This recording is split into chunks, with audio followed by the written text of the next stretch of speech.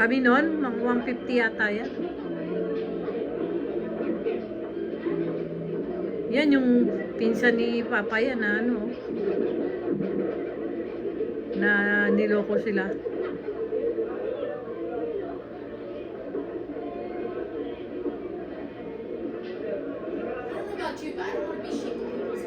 Ha? Hindi na ngayon ganun. Dati kasi ganyan. Dito ngayon hindi. Kanya-kanya na upo, di ba? Tsaka kayo papasok. Huli nga kayo papasok eh. Dati kasi ganyan.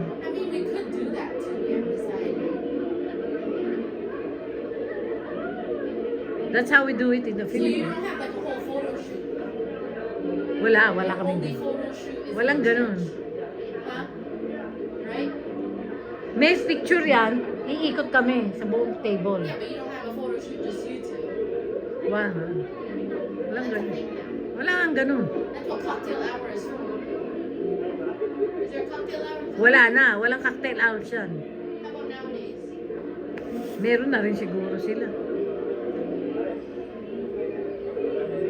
So you never had an engagement shoot then? Wala rin yun. You never had a website?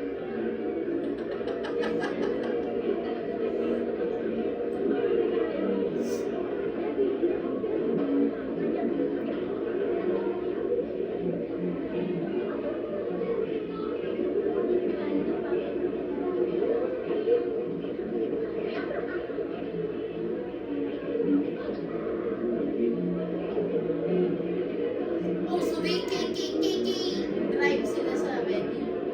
Oo, may mga sasakyan yun. Oh, here, people get transported. Hindi yan, hindi ah. Like if you're in a bridal party, you expect to get transported. Ah, dito hindi.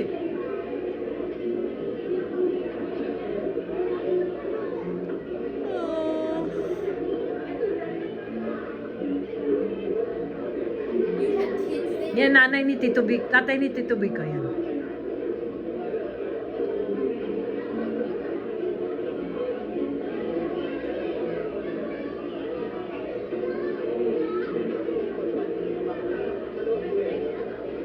Who's the guy in the yellow?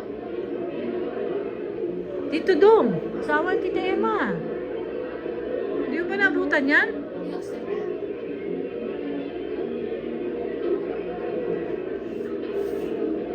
Kung malaki si Papa, mas malaki yan.